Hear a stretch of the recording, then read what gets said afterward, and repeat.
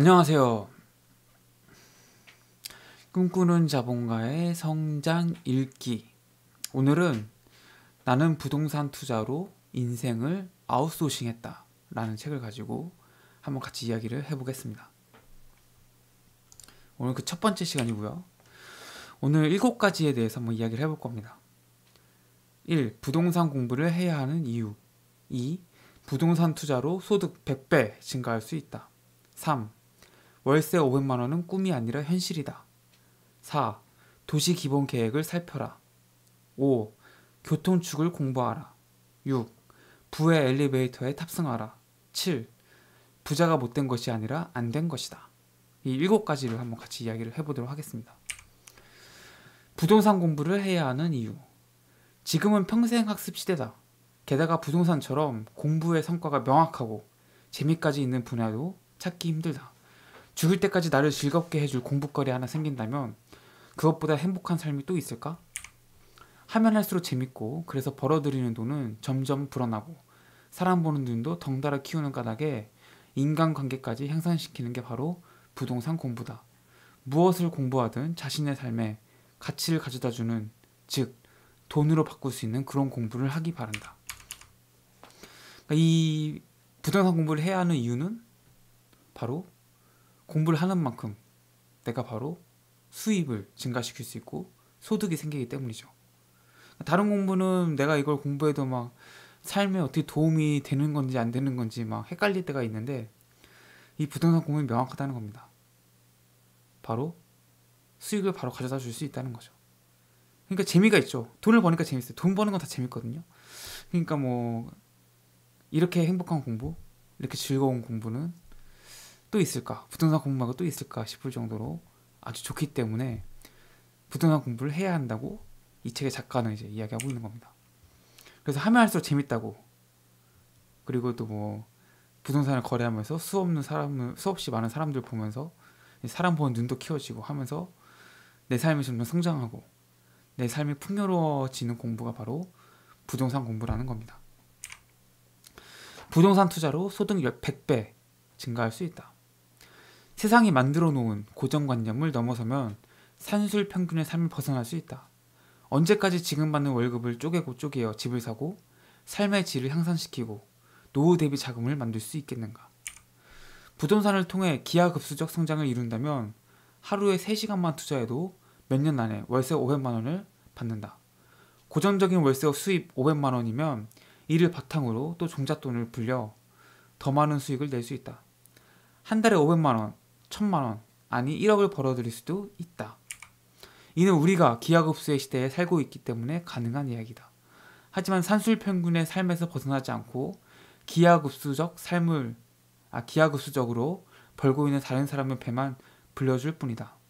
실리콘밸리의 인공지능과 사물 인터넷과 빅데이터가 있다면 대한민국에는 부동산이 있다. 그 사실을 깨달았다면 지금 당장 기하급수의 삶을 시작해야 한다. 13년 전에는 분유값을 걱정하고 1년에 1000만 원도 저금하지 못했던 어떤 평범했던 아줌마가 그때보다 100배, 200배 이상을 버는 것처럼. 근데 이제 이 책의 작가가 이제 자신의 삶을 이야기하는 거 있는 거죠. 13년 전에는 분유값을 걱정하고 1년에는 1000만 원도 저축을 못했는데 지금은 100배, 200배 이상을 벌고 있다라는 겁니다. 이 책에 이제 그렇게 써 있는 부분이기 때문에 뭐 그렇다 믿어야죠. 뭐 아직 확인할 수는 없습니다. 눈으로 본 게 아니기 때문에. 아무튼 이 책의 저자는 자신의 책에서 이렇게 이야기하고 있습니다. 그러니까 이제 우리가 이제 이 사람은 이렇게 얘기하는 것 같아요. 우리 이제 뭐 공무원이 된다든가 뭐 대기업에 다니는 거, 날마다 이제 호봉이 오르고 날마다 연봉이 조금씩 오르지 않습니까? 승진하면 또 더 많이 오르고, 이런 삶은 이제 산술 평균의 삶이라는 겁니다. 산술 평균의 삶. 그렇기 때문에 이렇게 해서는 부자가 되기 어렵다는 겁니다. 왜? 지금의 시대는 기하급수의 시대이기 때문에. 그러니까 우리의 소득도 기하급수적으로 늘어날 수 있는 여러 가지 방법들을 찾아야 되는 건데, 그런 방법 중 하나가 바로 부동산 투자라는 겁니다. 그래서 본인은 뭐 이런 방법으로 소득을 100배, 200배 늘렸다는 거고요. 월세 500만 원은 꿈이 아니라 현실이다. 부동산 투자는 쇼핑만큼 쉽고 쇼핑보다 재밌다. 다만 부동산 쇼핑에 앞서 3년에 3억이라는 종잣돈만 모으면 된다. 그것은 대한민국 1,000만 직장인 누구에게나 충분히 가능한 일이며 그보다 즐거운 자기 개발은 없다. 월세 500만 원은 꿈이 아니라 현실이다. 벌써 책을 여기까지 읽은 당신에게는 더욱 그렇다. 부동산에 대한 두려움은 사라졌는가? 정말로 부자가 될 마음이 생겼는가?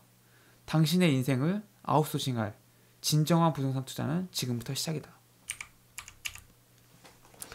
네, 이제 부동산 투자를 하시는 분들 중에서는 나이가 이제 많으신 분들이 많고, 특히 이제 그분들은 이제 노후에 대한 이제 자금, 노후에 대한 대비책을 이제 부동산으로 이제 해결하시는 분들이 많습니다. 그래서 월세 500만 원이 이제 목표가 되고 투자의 목적이 된 경우가 많은데, 이 월세 500만 원은 결코 꿈이 아니고 현실이라는 이야기죠. 일단은 3년에 3억 정도만 모아놔라. 첫 번째 이제 이야기하는 겁니다. 이 책의 저자가 이야기하는 첫 번째, 3년 동안 악착같이 모아가지고 3억이라는 존재돈만 만들면은 월세 500만 원의 삶을 살아갈 수 있다라는 겁니다. 충분히 가능하다는 겁니다. 이 월세 500만 원은 꿈이 아니라는 거죠. 저는 뭐 이 책에 동의를 합니다. 이 얘기는 동의합니다. 이 책의 모든 내용에 동의하지는 않지만 이 얘기에는 동의를 합니다. 충분히 부동산 투자로 월세 500만 원 만들기는 가능하고요.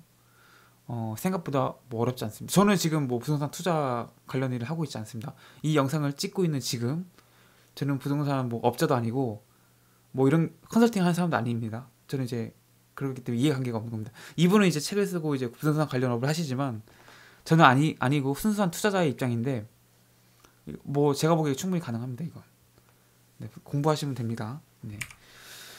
도시 기본 계획을 살펴라. 우선 이해하기 쉽게 핵심 기본 이론을 상수라고 하고 정책이나 트렌드 등을 변수라고 하자. 물론 이 책에서 상수는 시간적으로 약 10년간을 의미하며 변수는 시시때때로 나타나는 상황들을 의미한다. 부동산 투자는 먼저 기본적인 상수가 되는 원칙을 이해해야 한다.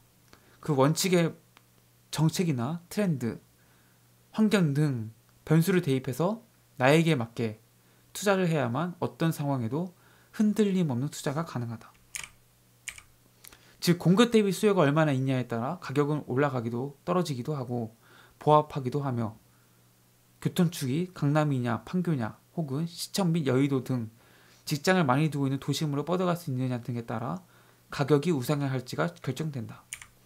물론 이 두 가지가 가격을 결정하는 모든 요소라고 할 수는 없지만 대체로 인구 변화와 교통에 의해 크게 영향을 받는다는 건 팩트다. 신도시일 경우 자족 기능을 하는 산업단지의 유무가 중요하며 도심권으로 교통축 접근이 30분 이내인지에 따라 가치가 결정된다. 모든 부동산은 성계획 후 개발이다. 도시에 맞게 효율성 있는 계획을 하고 그 다음 개발이 진행된다. 개발이 되어야 환경이 바뀌고 바뀐 환경에 의해 수요가 몰린다. 수요가 몰려야 가치가 올라가고 가격 또한 올라가서 수익이 나는 투자로 연결이 되는 것이다. 그러니까 이제 부동산 투자를 하시는 분들이 가장 먼저 이제 공부하셔야 될 게 도시 기본 계획. 이 도시 기본 계획은 이제 부동산 투자의 기본이고 핵심입니다. 왜냐하면은 뭐 여기서도 이제 말을 하고 있지만 우리가 이제 정부에서는 계획이라는 걸 세우잖아요. 개발 계획을 세웁니다. 뭐 뉴타운 지정도 다 개발 계획이고요. 뭐 도시재생 사업이라든지 혹은 뭐 행정수도 뭐 이런 거 다 계획이죠. 도시 계획. 이런 계획 아래서 이제 정부의 자금이 투입이 되고 그 지역의 개발이 일어나면서 그 지역이 더 좋아지죠. 그럼 수요가 증가하고 수요가 증가하면서 부동산의 가격이 올라가게 되는 거죠. 그렇기 때문에 이 도시 기본 계획만 잘 살펴도 사실은 투자에서 크게 실패하지 않을 가능성이 높습니다. 그래서 이런 거에 가장 중요한 전제, 바로 공급과 수요죠. 이런 개발 계획이 있는 곳에는 수요가 증가하기 마련이고 수요가 증가하면서 가격이 올라가게 되는 겁니다. 그래서 이제 여기서 말하지만 가격을 결정하는 요소는 수요와 공급이다. 그리고 인구 변화와 교통에 의해 크게 영향을 받는다. 이 수요와 공급이라는 게. 뭐 신도시 투자하시는 분들, 신도시의 경우에는 자족 기능을 하는 산업단지 유무. 뭐 예를 들면 판교의 부동산 값이 많이 올라가는 이유는 그 안에 판교 밸리가 있죠. 그리고 거기에 수없이 많은 이제 기업들이 입주가 돼 있고 거기서 일자리가 창출되죠. 그러면서 이제 판교 아파트 값이 계속 올라갈 수밖에 없는 겁니다.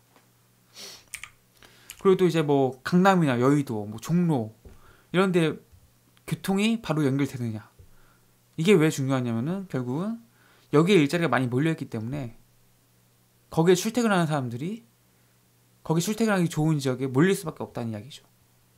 그렇기 때문에 이런 곳에 이제 출퇴근하기 용이한 지역 같은 경우에는 부동산의 가치가 이제 올라가게 됩니다. 가격이 올라가는 거죠. 교통축을 공부하라. 이처럼 부동산 투자에 있어서 이전에 설명한 도시기본계획과 더불어 교통축 공부는 필수 사항이다. 돈으로 바꿀 수 있는 부동산 공부의 기본에 해당된다. 우리는 왜 직장에 다니는가? 돈을 벌기 위해서다.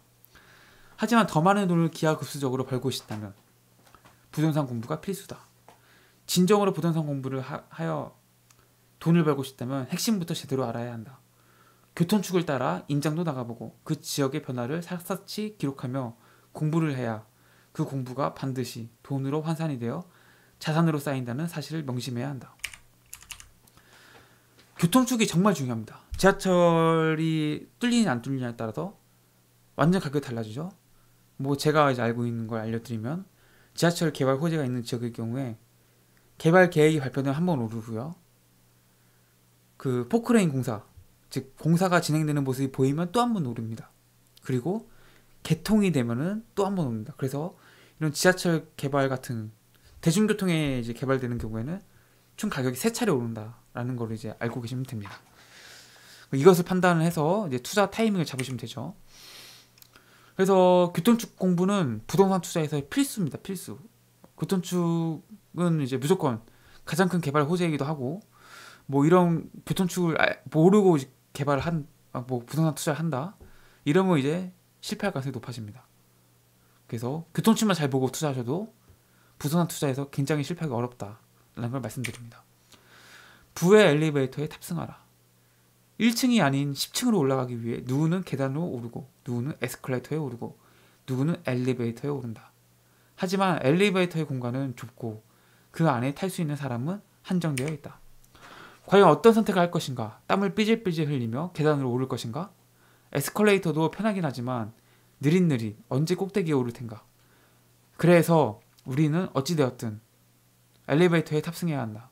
그 엘리베이터가 바로 나를 단숨에 10층으로 올려보낸다. 그러니까 우리가 이제 뭐 여기서 이제 엘리베이터의 비유를 들었는데 10층까지 올라가는데 우리는 걸어서 올라갈 수도 있고 에스컬레이터를 타고 올라갈 수도 있고 엘리베이터를 타고 올라갈 수도 있죠. 가장 빠르게 올라갈 수 있는 방법은 엘리베이터를 타고 올라가는 거죠. 그래서 이 엘리베이터에 타고 올라가라는 얘기가 10층까지 결국 부동산 투자를 통해서 부를 창출해야지 우리는 가장 빠르게 목표인 경제적 자유에 도달할 수 있다는 이야기입니다. 그게 바로 부의 엘리베이터다 라고 이 책의 저자는 이야기하고 있습니다. 부자가 못된 것이 아니라 안 된 것이다. 호황이든 불황이든 부동산을 통해 돈을 벌어들이는 사람은 늘 존재한다. 많은 이들은 그러한 사람들을 손가락 빨면서 쳐다본다. 누가 내게 왜 나는 부동산 부자가 되지 못했을까요? 라고 묻는다면 이렇게 답하고 싶다. 되지 못한 게 아니라 몰라서 안 했을 뿐입니다. 그러니 이제 시작하면 된다. 지금껏 우리는 어떻게 하면 부동산으로 3년 만에 집을 제외한 3, 4억을 벌고 월세 500만 원을 받았는지 살펴보았다. 이제 남은 것은 본인의 의지이자 이를 즉시 행동으로 옮기는 실행력뿐이다. 제가 이건 이제 책의 뒷부분에 있는 걸 갖고 와가지고 조금 이제 뒤에 살펴봤다는 얘기가 나오는데, 제가 다음 시간, 그러니까 내일하고 모레 동안 총 3차례에 거쳐서 이 부동산 투자 책에 대해서 한번 이야기할 겁니다. 그래서 이 공부를 하시면 이제 좀 부동산 투자에 대한 감을 잡으실 수 있을 겁니다. 이제 살펴보겠습니다. 그러니까 이제 어떤 사람이 부자가 됐고 어떤 사람은 부자가 안 됐고, 그리고 또 이 책을 읽으시는 많은 분들이 아마 부에 대한 경제적 문제를 좀 많이 이제 욕망을 충족시키기 위해서 아마 이 책을 읽으실 텐데, 결국 내가 이제 부자가 못된 이유, 내가 부동산 부자가 못된 이유는 능력의 부족 뭐 이런 게 아니란 겁니다. 단 하나라는 거예요. 내가 하지 않았기 때문에. 못한 게 아니라 안 한 거라는 겁니다. 이게 필수죠. 이게 핵심입니다. 여러분이 부동산 투자를 안 했기 때문에 부자가 되지 않은 거죠. 지금까지. 결국은 부동산 부자가 된 사람들은 부동산 결국 산 사람들은 다 부자가 됐고요. 그러니까 그 사람들이 뭔가 능력이 뛰어나서 부자가 된 게 아니란 거죠. 우리도 부동산을 투자를 하면은 얼마든지 부자가 될 수 있다라는 게 이 사람이 하는 이야기의 핵심입니다. 그러니까 공부해서 당장 부동산 투자를 하자라고 말을 하고 있는 거죠. 나는 부동산 투자로 인생을 아웃소싱했다. 첫 번째 시간이었고요. 이 나는 부동산 투자로 인생을 아웃소싱했다라는 책을 가지고 부동산 투자에 대해서 지금 이야기를 하고 있습니다. 꿈꾸는 자본가의 성장 읽기는 경제적 자유, 자기개발, 성장에 대한 모든 것을 다루고 있습니다. 월화수목금토일 매일매일 새로운 영상이 업데이트되고 있고요. 좋아요와 구독, 댓글을 달아주시면 저에게 정말 큰 힘이 됩니다. 뭐 아까도 말씀드렸지만 저는 내일하고 모레 총 3번에 거쳐서 이 나는 부동산 투자로 인생을 아웃소싱 했다라는 책을 같이 한번 이야기를 해볼 거고요. 이러한 분야에 관심이 있으신 분들이라면 계속 제 영상을 봐주시면 감사하겠습니다.